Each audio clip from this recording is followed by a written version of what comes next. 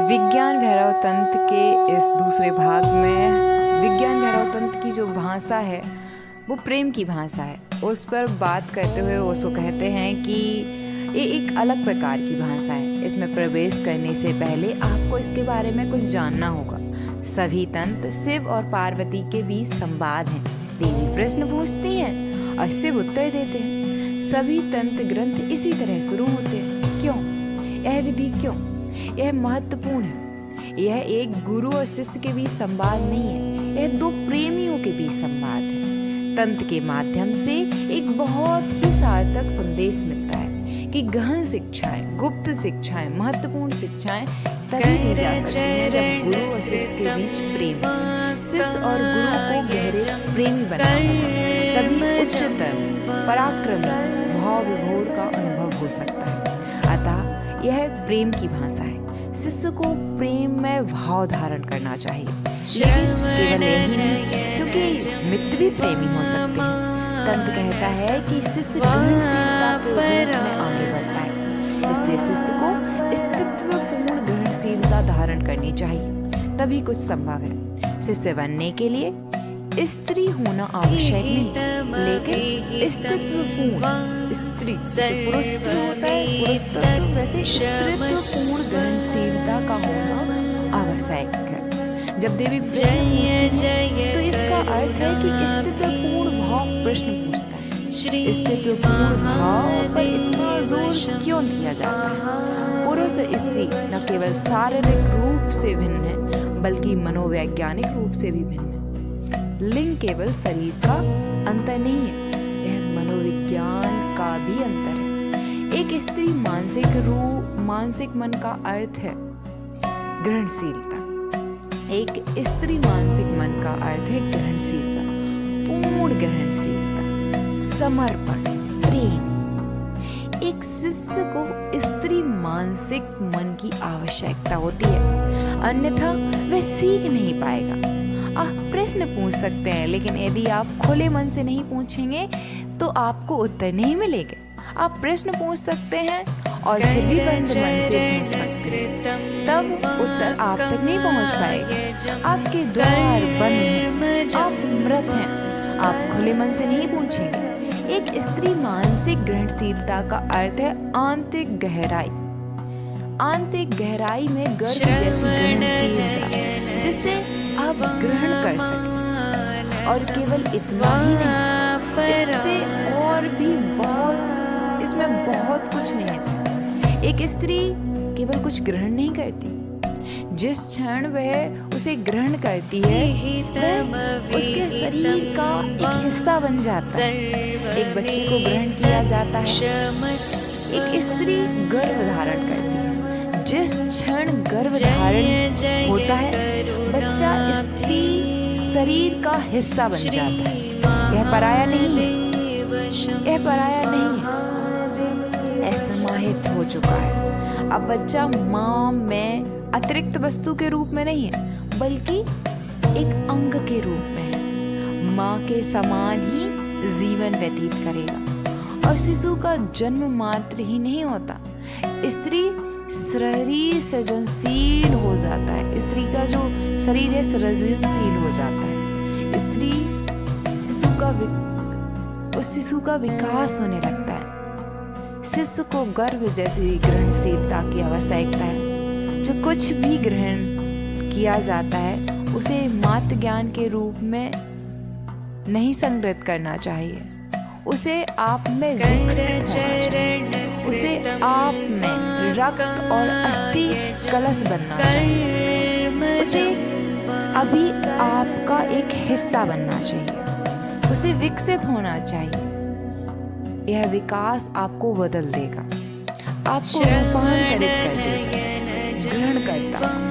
इसलिए तंत्र इस युक्ति का प्रयोग करता है। प्रत्येक ग्रंथ की शुरुआत देवी द्वारा प्रश्न पूछने और शिव द्वारा उत्तर देने से शुरू होती है। देवी शिव की संगनी है, उनका स्त्री रूप है। एक और बात, आधुनिक मनोविज्ञान, विशेष रूप से गहन मनोविज्ञान कहता है कि मनुष्य पुरुष और स्त्री दोनों हैं।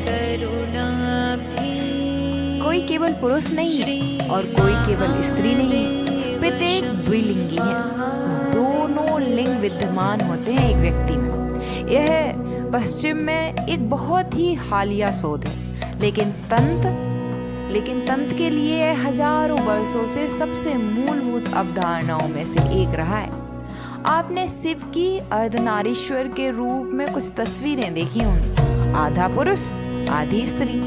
मानव इतिहास में इसके समान कोई अन्य अवधारणा नहीं है। शिव को आधा पुरुष आधा स्त्री के रूप में चित्रित किया गया है। इसलिए देवी केवल उनकी संगिनी नहीं है, वे शिव की पराकाष्ठा है। और जब तक शिष्य गुरु की पराकाष्ठा नहीं बन जाता, तब तक उच्च शिक्षाएं, गूढ़ विधियों का संचार संभव नहीं। जब आप एक हो जाते हैं, तब कोई संदेह नहीं रहता। जब आप गुरु के साथ एक हो जाते हैं, पूरी तरह से एक, पूरी गहराई से, तब कोई तर्क नहीं, कोई कारण नहीं। आप बस आत्मसात कर लेते हैं, आप गर्व बन जाते हैं और फिर शिक्षा आप में विकसित होने लगती है और आपको बदल देती है। इसलिए तंत्र प्रेम की भाषा में लिखा गया है। प्रेम की भाषा के बारे में कुछ समझना आवश्यक है। दो प्रकार की भाषाएं होती हैं, तार्किक भाषा और प्रेम की भाषा। इन दोनों भाषाओं में मूलभूत अंतर है। तार्किक भाषा आक्रामक है, तर्कपूर्ण, हिंसक है। अगर मैं तार्किक भाषा का प्रयोग करता हूँ तो मैं आपके मन पर आक्रामक हो जाता हूँ। मैं आपको समझाने, आपको परिवर्तित करने, आपको कठपुतली बनाने की कोशिश करता हूँ। मेरा तर्क सही है और आप गलत। तार्किक भाषा अहंकारी होती है। मैं सही हूँ, आप गलत हैं। इसलिए मुझे यह साबित करना होगा कि मैं सही हूँ और आप गलत हैं। मुझे आपकी चिंता नहीं है, आपने अहंकार की चिंता है। मेरा अहंकार हमेशा सही होता है। ये भी एक तरीके की हिंसात्मक भाषा का प्रयोग किया। हिंसात्मक भाषा हम तभी नहीं बोलते हैं जब हिंसात्मक शब्द हो, एक लहजा हिंसात्मक और हिंसात्मक। तो आगे पढ़ते हैं। ये मैंने अपनी तरफ से बोला है। प्रेम की भाषा बिल्कुल अलग है। मुझे अपने अहंकार की चिंता नहीं है, मुझे आपकी चिंता है। मुझे कुछ साबित करने से या अपने अहंकार को मजबूत करने से कुछ नहीं मिला। मुझे कुछ साबित करने या अपने अहंकार को मजबूत करने की चिंता भी नहीं। मुझे आपकी मदद करने की चिंता है, जो आपको विकसित होने, रूपांतरित होने में, पुनर्जन्म लेने में मदद करेगी। दूसरे तर्क हमेशा बौद्धिक होगा। अवधारणा, सिद्धांत महत्वपूर्ण होंगे, तर्क महत्वपूर्ण होंगे। प्रेम की भाषा में जो कहा जाता है वह उतना महत्वपूर्ण नहीं होता, बल्कि कहने का तरीका महत्वपूर्ण होता है। जैसे अभी मैंने कहा, जैसे मैंने बोलने का तरीका, लहजा बदला तो मैं हिंसात्मक हो गई। ये है तार्किक भाषा। और जो मेरा एक नेचुरल फ्लो है वो है मेरी भाषा, और मेरी भाषा प्रेम की भाषा हो सकती है। मुझे अपनी चिंता वास्तव में नहीं रही है। अभी ये मैं अपने बारे में कुछ बोल रही हूँ तो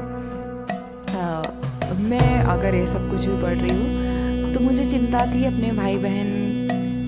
मैं अतः प्रेम करती हूँ, उनके सामने मेरा अहंकार कुछ नहीं होता। वो कहें जाओ जाओ, तब भी मैं उनके पीछे पीछे जाऊँ। तो उनको बेहतर से बेहतर देना था कि उनका जो दुख हो वो ना हो। दुख कब नहीं होगा जब आप अज्ञानी, अविद्या आपके पास रहेगी, तब तक आपको दुख होंगे दुनिया के पूरे।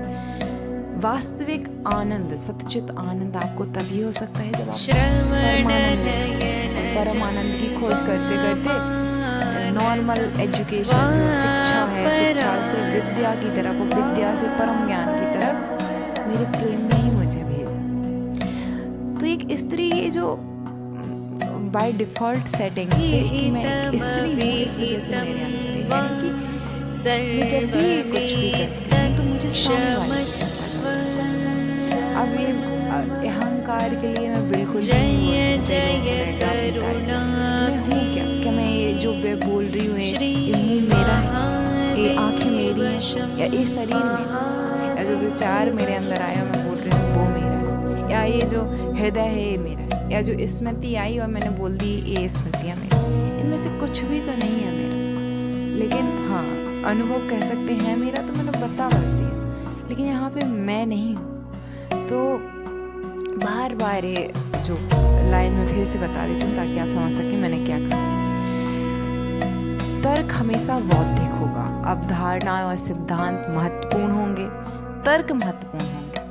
प्रेम की भाषा में जो कहा जाता है वह उतना महत्वपूर्ण नहीं है, बल्कि कहने का तरीका महत्वपूर्ण है, बल्कि कहने का तरीका महत्वपूर्ण है। शब्द महत्वपूर्ण नहीं है, संदेश अधिक महत्वपूर्ण होता है।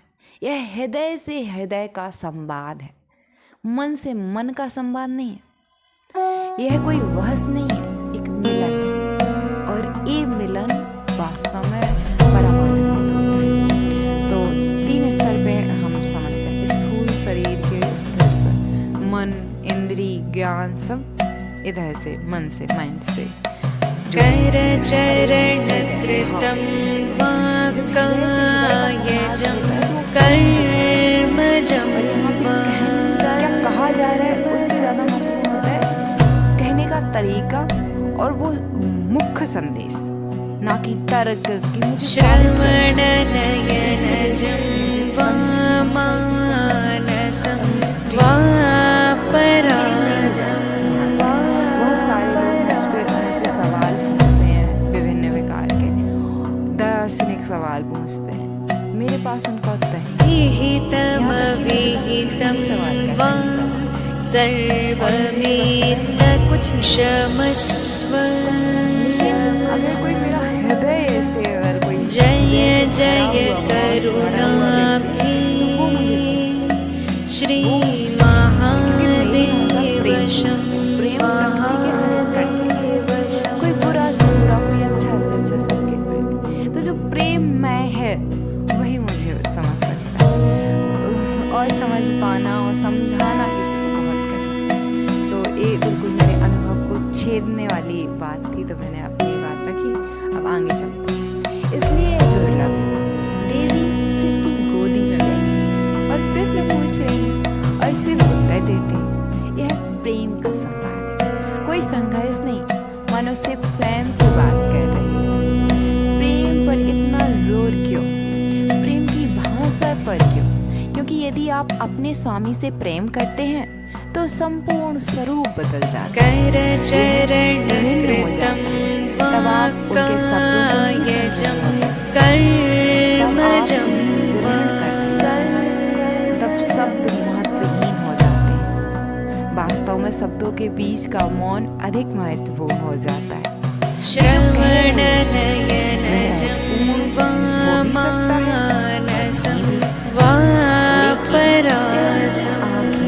उनके हाव भाव, उनकी करुणा, उनका प्रेम है, इसलिए तंत्र का एक निश्चित ढांचा, एक विहितमविहितं वा सर्वमेतत् क्षमस्व। कोई तर्क जय जय करुणाब्धि कोई बर्बादी नहीं, श्री महादेव सरल कथन, संक्षिप्त संदेश, जिनका उद्देश्य किसी को मनाना नहीं बल्कि केवल संवाद स्थापित करना होगा। यदि आप शिव से बंद मन से कोई प्रश्न पूछते हैं तो वे आपको इस तरह उत्तर नहीं देंगे। पहले आपका बंद मन टूटेगा, फिर उन्हें आक्रामक होना पड़ेगा, फिर आपके पूर्वाग्रह, फिर आपकी पूर्व धारणाएं नष्ट होंगी। जब तक आप अपने अतीत से पूरी तरह मुक्त नहीं हो जाते तब तक आपको कुछ भी नहीं दिया जा सकता। लेकिन उनकी पत्नी देवी के साथ ऐसा नहीं है, देवी के साथ कोई अतीत नहीं। आगे हम अगली वीडियो में बात करेंगे। धन्यवाद। ओम शांति।